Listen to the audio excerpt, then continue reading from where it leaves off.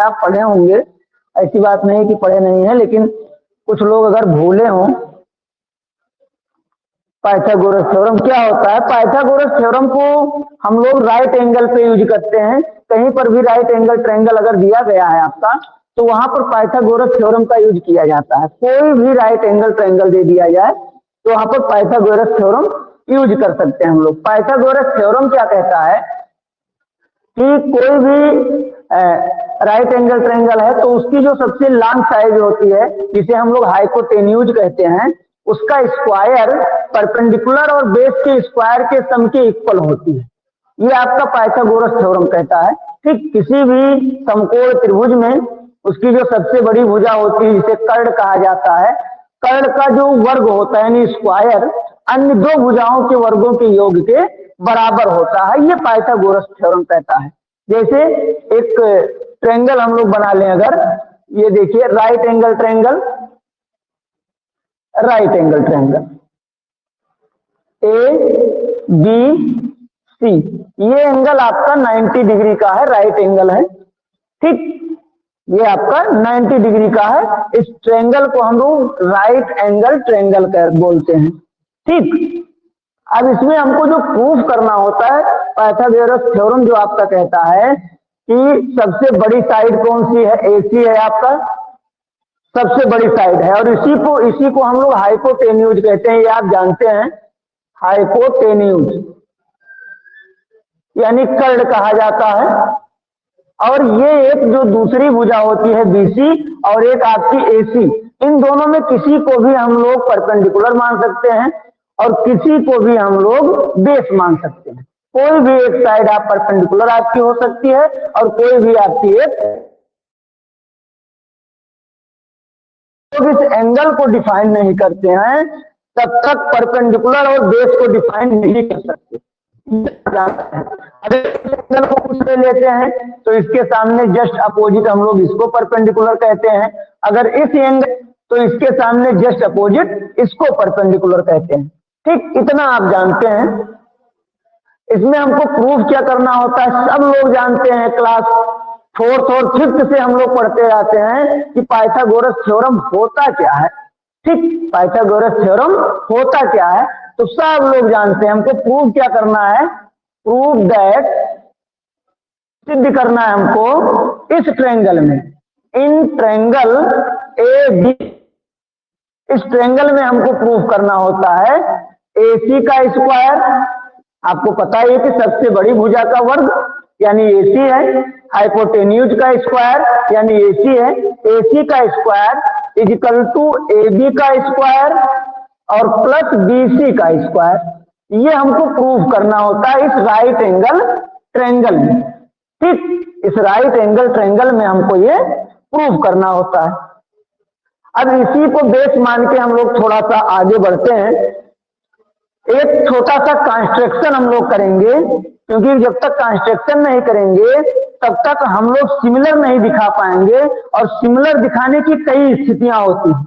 आप जानते हैं सिमिलर की स्थितियों के बारे में हम चर्चा कर दें आपके सामने। जैसे आप देखे होंगे साइड का सिमिलर होता है, एंगल का सिमिलर होता है, एंगल का सिमिलर होता है, साइड का सिमिलर होता है। एक छोटी सी मैं आपको बात बता दूं, आपके बुक में नहीं लिखा है RHS। ठीक, क्योंकि आपने कॉन्ग्रुएंस में पढ़ा था कि RHS से कॉन्ग्रुएंस हम दिखा सकते हैं, लेकिन ध्यान रखिएगा कि RHS से हम लोग सिमिलर भी दिखा सकते हैं। क्योंकि आप बताते हैं कि जो ट्रायंगल आपके सर्वांगसम होते हैं, ठीक, जो त्रिभुज आपके कॉन्ग्रुएंस होते हैं, जो ट्रायंगल आपके कॉन्ग्रुएंस होते हैं, कंफर्म है कि वो सिमिलर होंगे। लेकिन इसी का जस्ट अपोजिट आपको बताया गया होगा कि जो त्रिभुज आपके सिमिलर होंगे यानी समरूप होंगे तो कोई जरूरी नहीं है कि वो सर्वांगसम हो। ठीक, इसका मतलब ये हुआ कि सर्वांगसम की जितने कंडीशन हैं आपके, जो भी कंडीशन सर्वांगसम के हैं, वो सब के सब कंडीशन सिमिलर पे यूज होंगे, चाहे जो कंडीशन हो। ध्यान रखिएगा, ये आपके बुक में नहीं लिखा है। ठीक, किसी भी बुक में बहुत कम मिलता है, लेकिन ये होता है, इतना ध्यान रखिएगा आप। आगे बढ़ते हैं। अब हम लोग बात कर रहे थे पाइथागोरस थ्योरम के ऊपर। पाइथागोरस थ्योरम में कोई भी ट्रायंगल दिया गया है, राइट एंगल ट्रायंगल एबीसी, तो आप कहते हैं कि AC का स्क्वायर इक्वल टू AB का स्क्वायर प्लस BC का स्क्वायर, ये पाइथागोरस थ्योरम होता है। अब इस थ्योरम को हमें प्रूव करना है, तो प्रूफ हम लोग ट्रायंगल में कोई भी काम या तो हम लोग कॉन्ग्रुएंस दिखा के करें या तो हम लोग सिमिलर दिखा के करें। तो कॉन्ग्रुएंस दिखाने के लिए हमें कई स्थितियां चाहिए, लेकिन सिमिलर दिखाने के लिए अगर हमको एंगल ही मिल जाए, ठीक, अगर हमको एंगल ही मिल जाए, दो एंगल केवल मिल जाए, तो हम लोग सिमिलर कह सकते हैं। ठीक, क्या करते हैं कि यहाँ जो इसका वर्टेक्स B है, यानी राइट एंगल का जो वर्टेक्स है, इससे हम लोग सीधा परपेंडिकुलर AC पर ड्रा कर देते हैं। AC पर परपेंडिकुलर, मान लीजिए ये D हमने ड्रा कर दिया, AC पर परपेंडिकुलर D ड्रा कर दिए हम, ये परपेंडिकुलर है, AC पर परपेंडिकुलर है, तो इसे हम लिखेंगे, इसे कंस्ट्रक्शन में हम लोग लिखेंगे कि draw BD perpendicular on AC। ठीक, BD जो है वो हम लोग परपेंडिकुलर किसके ड्रा कर दिए, AC पर। इतना तो आप जानते ही हैं, इसमें कोई इफबत नहीं है। ठीक, अब प्रूफ पर आते हैं, इसका सिद्ध करना जो हमें होता है उस पे आते हैं। प्रूफ कैसे करते हैं, देखिए, एक बार तो आप ट्रायंगल ADB को ले सकते हैं और एक बार उसी के साथ में ट्रायंगल ABC को आप ले सकते हैं। देखिए, in triangle ABC and triangle ADB, इस ट्रायंगल को आप ले सकते हैं। अब इनको हम थोड़ा सा अलग बनाते हैं, आप देखिएगा, अगर ट्रायंगल ABC को हमने बना दिया ABC, ये एंगल 90 डिग्री का है, और इस ट्रायंगल को बना लेते हैं ABD, ये आपका एंगल 90 डिग्री का है। तो एक चीज तो आपको कंफर्म मिल रहा है इन दोनों ट्रायंगल में सिमिलरिटी के लिए, एंगल B और एंगल D ये 90 डिग्री का है, ये आपको मिल गया। और एंगल A देखिएगा, एंगल A दोनों में आपका कॉमन मिल रहा है। ठीक, दोनों में आपका कॉमन मिल रहा है, तो अब लिखेंगे ऐसे, angle ABC is equal to angle ADB is equal to 90 degree. दोनों एंगल आपके क्या मिल रहे हैं, 90 डिग्री मिल रहे हैं। इतना तो आप समझ ही रहे हैं, इसमें कोई संदेह तो है नहीं, है ना भाई। दोनों एंगल आपके क्या मिल रहे हैं, 90। देखिए, आप केवल ट्रायंगल ABC की बात कीजिए, ये लाइन आप भूल जाइए, तो ये एंगल B जो आपका है 90 डिग्री का है, और केवल ट्रायंगल ADB की अगर बात कीजिए तो और सारी चीजें भूल गए, लेकिन ये आपको याद है कि ये क्या है, 90 डिग्री का है। ठीक, ये आपको 90 डिग्री का दिखाई दे रहा है। अब जैसे ये आपका 90 डिग्री का दिखाई दिया, तुरंत ये एंगल और ये एंगल दोनों इक्वल हो गया 90 डिग्री से। ठीक, दूसरी कंडीशन क्या है कि एंगल DAD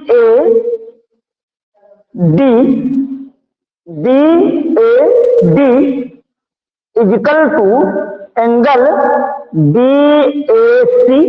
ठीक, ये क्या है आपका कॉमन एंगल है, कॉमन एंगल है, उभयनिष्ठ कोण है, दोनों में आपका क्या है, उभयनिष्ठ है, कॉमन एंगल है, यानी उभयनिष्ठ कोण है, दो के दोनों। ठीक है, अब स्थिति क्या आई, एक एंगल आपका 90 आपने दिखा दिया, दूसरा एंगल आपने कॉमन एंगल दिखा दिया, तो अब जाहिर सी बात है, प्रॉपर्टी आप लगा सकते हैं बाई ये सिमिलरिटी क्राइटेरिया, ये सिमिलरिटी क्राइटेरियन। ठीक, ये समरूपता कसौटी से, सिमिलरिटी का मतलब होता है समरूपता और क्राइटेरियन का मतलब होता है कसौटी। तो भाई ये समरूपता कसौटी से, अब ये समरूपता कसौटी से क्या मिल जाएगा आपको, देखिए triangle A B C similar triangle A D B, ये दोनों ट्रायंगल आपके क्या मिल जाएंगे, सिमिलर मिल जाएंगे।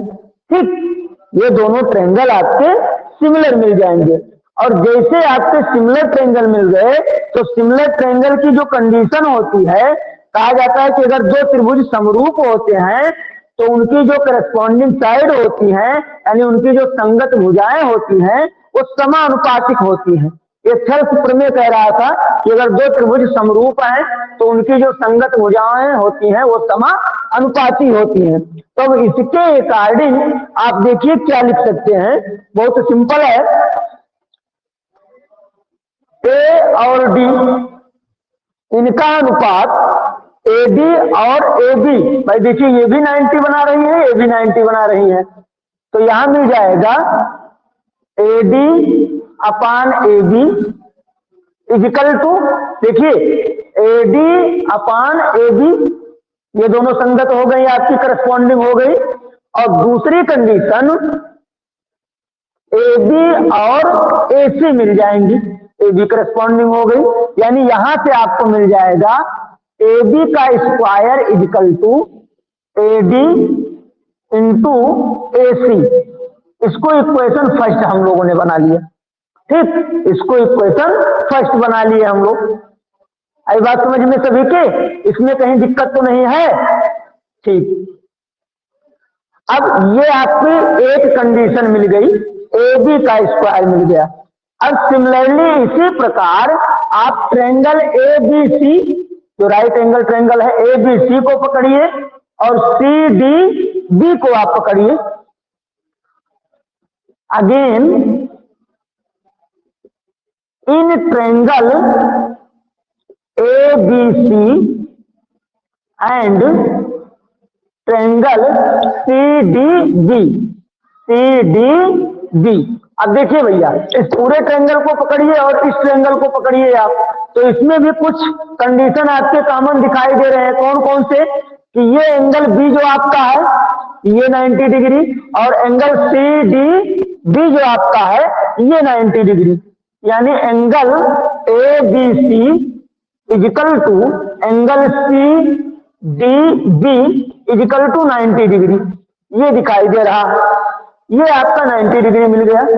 ठीक, दूसरी कंडीशन, फिर कंडीशन आपकी आ रही है, यहां पर एंगल आपका ये था कॉमन और यहां एंगल सी मिल रहा है, यानी angle A C B equal to angle B C D, ये क्या है आपका कॉमन एंगल है, ये आपका कॉमन एंगल है। ठीक, अब फिर प्रॉपर्टी वही लग गई, देन या बाई ए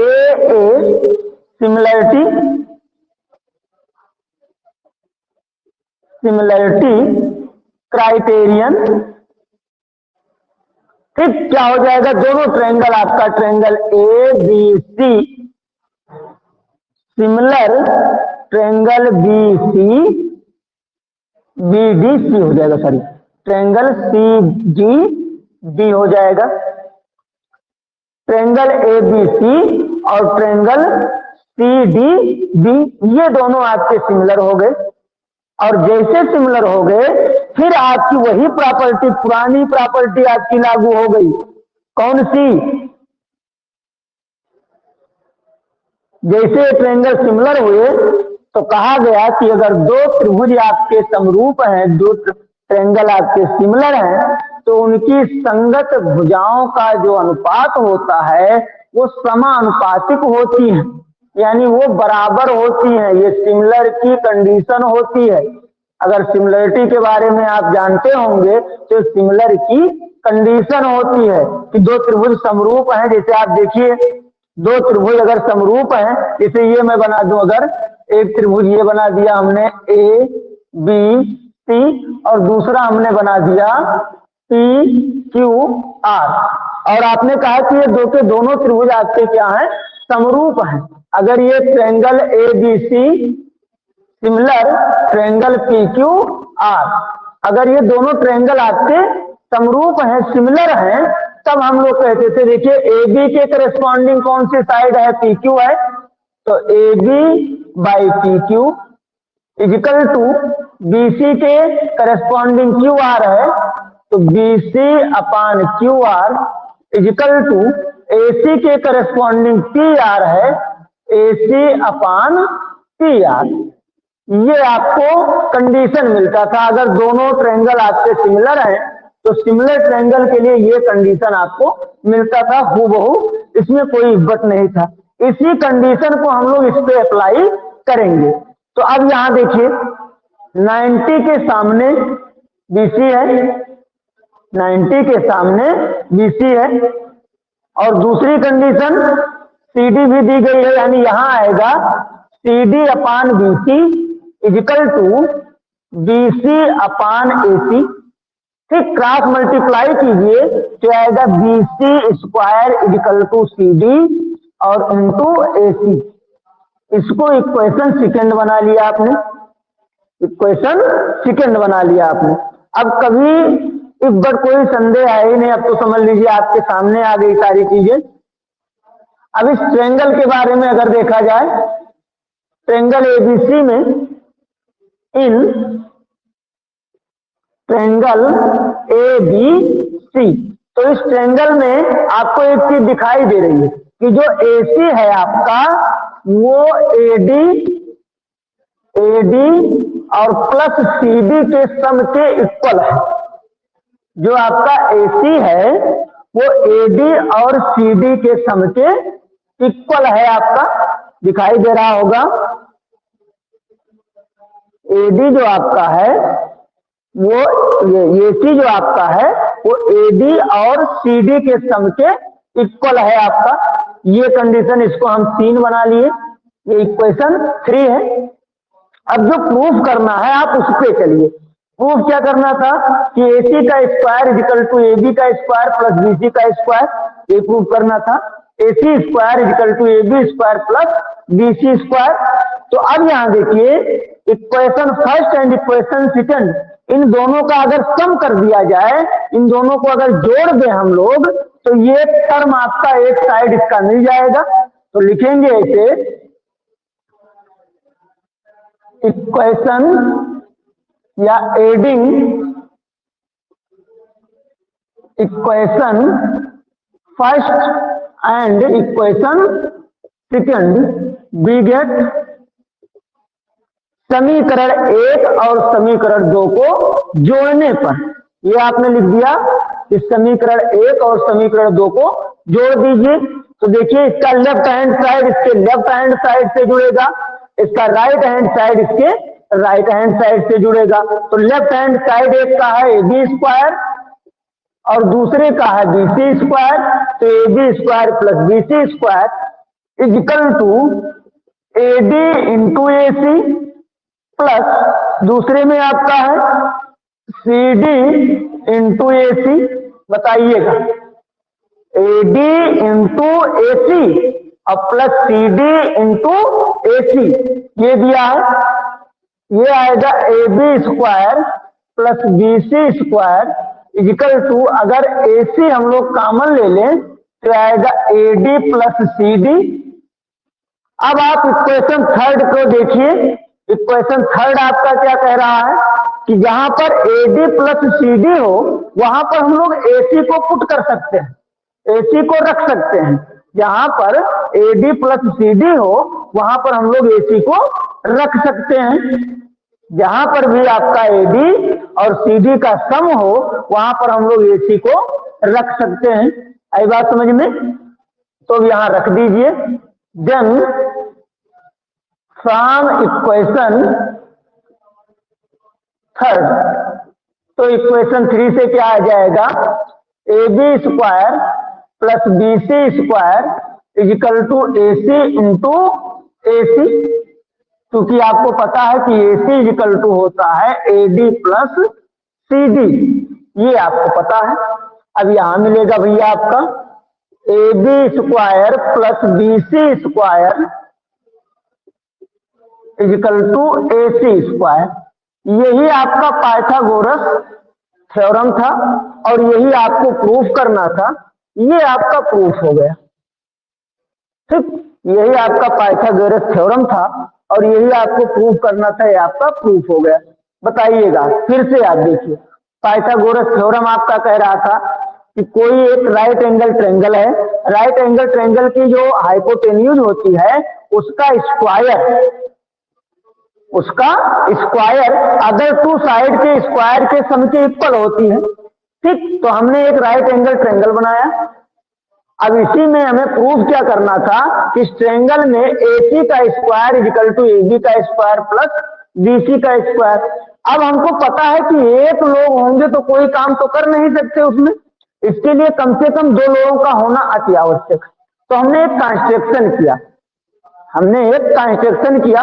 कुछ लोगों के मन में सवाल उठा कि काहे हम इसको परपेंडिकुलर पे भी डाल रहे हैं। हमें पता है क्योंकि एक एंगल इसमें परपेंडिकुलर है ऑलरेडी, तो इससे रिलेटेड कोई चीज हम काम करें, कंस्ट्रक्शन करें कि हमारा काम हो जाए। ठीक, तो यहां देखिए एक लाइन आपने BD जो है वो ड्रा कर दिया, किस पे परपेंडिकुलर हो गया, AC पर। BD AC पर परपेंडिकुलर हो गया। अब इस ट्रायंगल को, बड़े वाले ट्रायंगल को आपने पकड़ लिया पूरे को, ठीक, और इस ट्रायंगल को पकड़ लिया छोटे वाले को, यानी ट्रायंगल ABC को एक बार पकड़े आप और ट्रायंगल ADB को आपने पकड़ लिया। इन ट्रायंगल को जब आप पकड़े तो इनको सिमिलर दिखाने का प्रयास आप कर रहे हैं।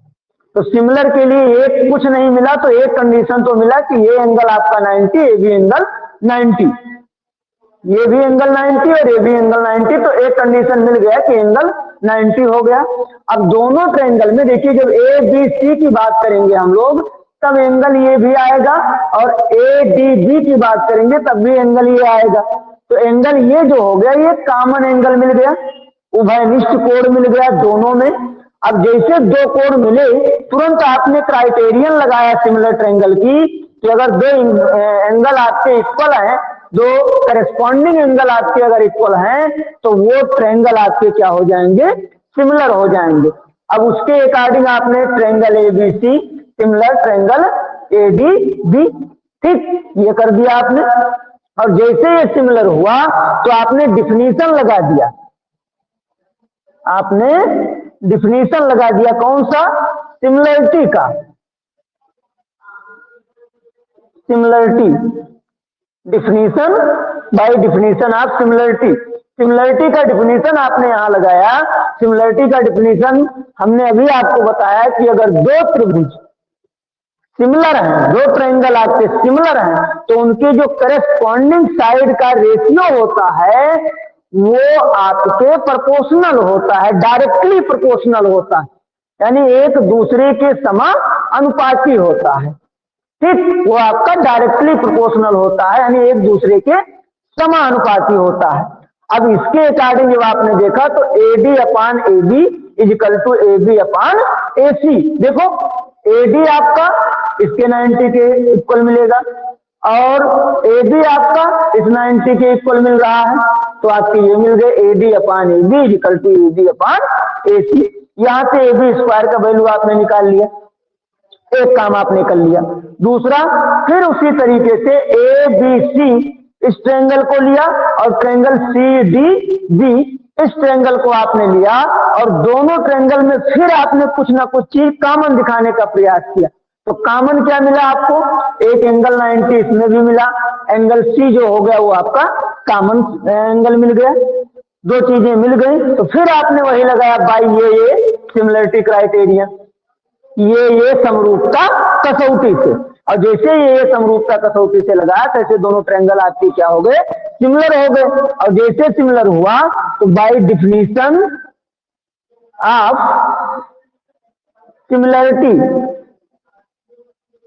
सिमिलरिटी को जो डिफिनीशन होती है उस डिफिनीशन के अकॉर्डिंग चले गए, चाहे सिमिलरिटी की डिफिनीशन कहिए चाहे सिमिलरिटी का थ्योरम कहिए, बात एक ही है। उससे आपको मिल गया CD/BC इजिकल टू BC/AC। तो BC का square equal to CD into AC मिल गया, इसको इक्वेशन सेकंड बना लिया। अब आपने थोड़ा सा और देखा कि जब हमने कंस्ट्रक्शन किया तो इस ट्रेंगल ABC में कुछ चेंजिंग आई। जो ट्रेंगल था आपका ABC, इसमें हाँ इसमें कुछ चेंजिंग आई आपकी।